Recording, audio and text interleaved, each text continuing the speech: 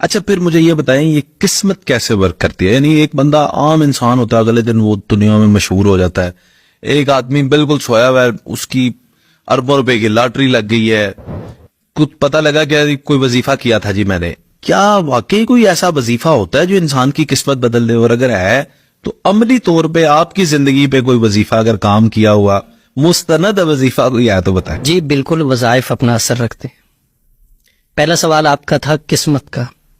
تقدیر، یہ دنیا جو ہے یہ دار الاسباب ہے. سبب اختیار کرنا ہمارا کام ہے، اس میں اثر ڈالنا یہ اللہ کا کام ہے. بندہ جب قدم اٹھاتا ہے نا، اللہ قرآن پاک میں کہتے ہیں والذین جاہدوا فینا لنہدینہم سبلنا، کہ جب بندہ قدم اٹھاتا ہے ہم اس کے لیے راستے کھول دیتے ہیں. حضرت یوسف علیہ الصلوۃ والسلام کو زلیخا نے وہ ساتھ میں کمرے میں لے گئی تھی، دروازے بند کر لیے تھے اور گناہ کی دعوت دی تھی. تو حضرت یوسف علیہ السلام نے فرمایا معاذ اللہ، میں اللہ کی پناہ میں آتا ہوں. تو آپ وہاں کھڑے نہیں رہے، یہ نہیں سوچا کہ دروازے بند ہیں، تالے لگے ہوئے ہیں، اللہ کی ذات پہ بھروسہ کر کے قدم اٹھایا دروازے کی طرف. تو دروازہ تالا ٹوٹتا ہے، دروازہ کھلتا ہے، آپ باہر چلے جاتے ہیں. ساتوں دروازے اسی طرح کھل گئے. تو جب بندہ قدم اٹھاتا ہے اللہ راستے کھول دیتے ہیں. سبب اختیار کرنے سے تقدیر بدلتی ہے، دعا سے بھی تقدیر بدلتی ہے، اسباب سے بھی اور اعمال سے بھی تقدیر بدلتی ہے. جیسے کہ دیکھیں حدیث پاک میں ہے کہ ایک بندہ دنیا میں آیا ہے تو وہ اپنا رزق بھی لکھوا کے لایا ہے، اپنی عمر بھی لکھوا کے لایا ہے. لیکن دوسری طرف حدیث پاک میں آتا ہے کہ جو بندہ والدین کی خدمت کرے گا اللہ اس کی عمر میں بھی برکت دیں گے، اس کی روزی میں بھی برکت دیں گے. تقدیر کی دو قسمیں ہیں نا. ایک تقدیر ہے جو کسی عمل کے ساتھ معلق ہے کہ آپ یہ کام کریں گے تو یہ ایسے ہو جائے گا، یہ کریں گے تو یہ ایسے ہو جائے گا.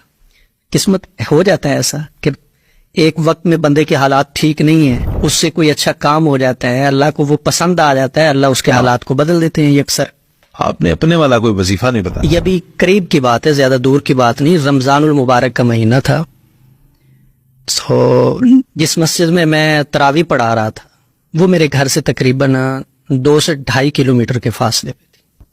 میں نے تراویح پڑھائی تو تراویح پڑھانے کے بعد میرے پاس سواری نہیں تھی کہ میں اس پہ بیٹھ کے تو اپنے گھر میں آ سکوں.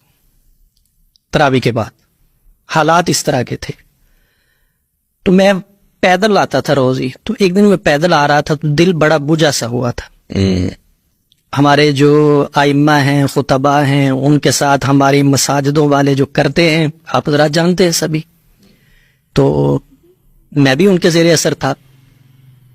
لیکن دل میں بڑی ایک کڑن تھی کہ یا اللہ دیکھیں تراویح پڑھا کے آ رہا ہوں اور میرے پاس سواری نہیں ہے، پھر صبح سحری میں جا کے وہاں پہ نماز بھی پڑھانی ہے، درس بھی دینا ہے. تو میں واپس آیا تو گھر میں پہنچ کے نا میرے ایک استاد ہیں، یہ روحانی امریات کے بلوچستان کے، سید عبداللہ شاہ صاحب ان کا نام ہے.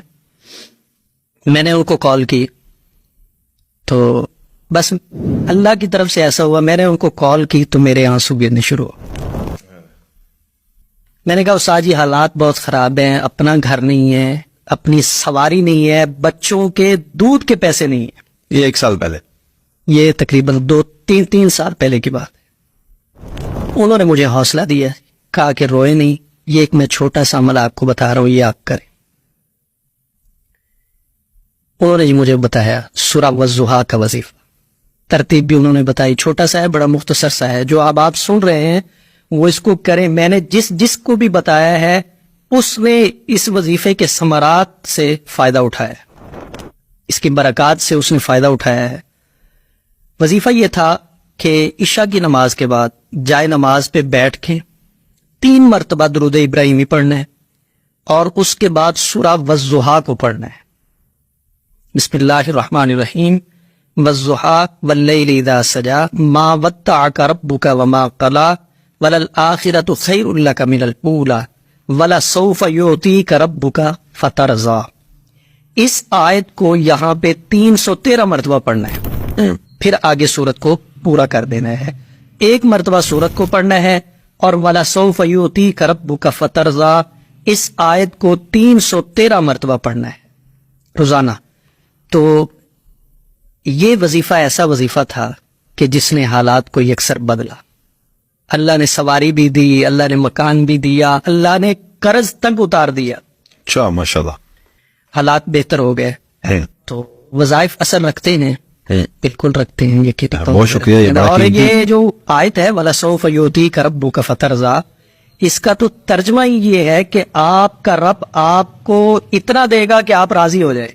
अरे वाह, और फिर जब रब राजी करे तो वो तो अपनी रजा से करेगा।